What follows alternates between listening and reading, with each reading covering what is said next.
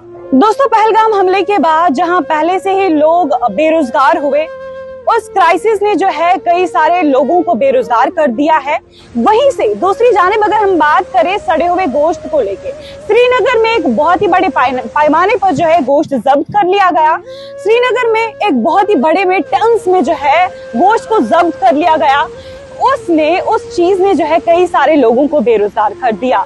दोस्तों, एक आम इंसान यही चाहता है कि जो उसकी प्लेट में, जो उसकी थाली में गोश्त पहुंच रहा है वो हलाल हो, वो साफ हो, वो सेहतमंद हो, वो हाइजीनिक हो। लेकिन यहाँ पे एक बहुत ही बड़ा सवाल उठता है, क्या हम उसी गरीब कसाई को पकड़ेंगे जो दिन भर कमाई करता है और शाम को बच्चों को खिलाता है? क्या हम उस गरीब कसाई को पकड़ेंगे? लेकिन ये भी एक बहुत ही बड़ा सवाल यहाँ पे खड़ा होता है कि वो ओहदेदारान कहाँ पे है जिनको उन पे निगरानी करनी चाहिए थी। ये एक बहुत ही बड़ा सवाल उठता है। दोस्तों, आपको मैं बता दूं कि आज हम दारुल हुकूमत दिल्ली में हैं। यहाँ पे हमने सप्लायर्स के साथ बात की, यहाँ पे हमने डीलर्स के साथ भी बात की, यहाँ की कुरैशी बरादरी के साथ भी हमने बात की। उनका बस यही कहना है, और उनके वो विटनेस भी है, जो यहाँ की मंडी है, जो वहाँ के सप्लायर्स है, डीलर्स है, सारे मुसलमान हैं।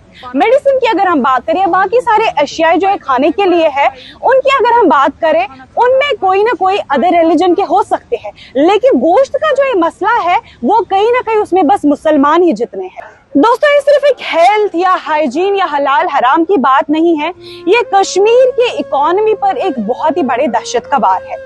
चाहे हम रेस्टोरेंट्स की अगर बात करें या होटल्स की अगर हम बात करें या मीट सप्लाई चेन वालों की अगर हम बात करें, ये उनकी ही कहानी नहीं है। अक्सर क्या हम लोग सिर्फ इन बेचारों को पकड़ते हैं जो गोश्त बेचते हैं, या मीट वाले जो ये कबाब रिश्ते वाले जो है उनको पकड़ते हैं, उनको ही निशाना हम बनाते हैं कि ये आपका क्या करा है।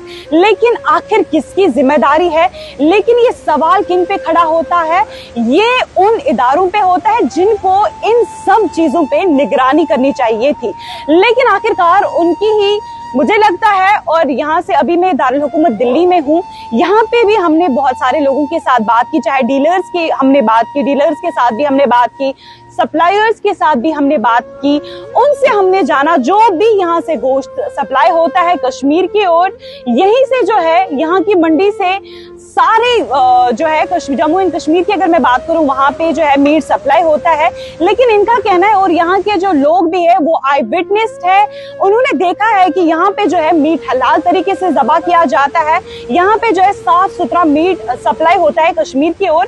दोस्तों, आखिर पर मैं यही कहना चाहूंगी कि ये सिर्फ आज गोश्त का मसला है, कल को दूध वालों को पकड़ा जाएगा, जो दूध बेचते हैं, कल को सब्जी वालों को पकड़ा जाएगा, कल को मिर्च या बाकी सारी खाने की जो अशियाएं हैं उन सब जो है जो ये बेचते हैं उनको पकड़ा जाएगा।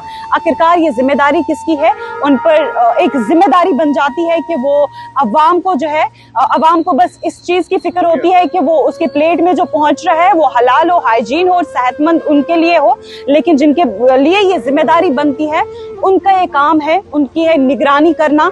उनको चाहिए कि वो कश्मीर में जो है ऑलरेडी से इकोनॉमिक की क्राइसिस जो है बहुत ही बड़े पैमाने पे है, और पहलगाम अटैक के बाद ऑलरेडी टूरिज्म डिपार्टमेंट वो भी ठप है, और अब दूसरा जो है, अब दूसरी जानिब श्रीनगर में गोश्त पकड़ा गया, अब उस वजह से भी जो है काफी सारे लोग बेरोजगार हो गए।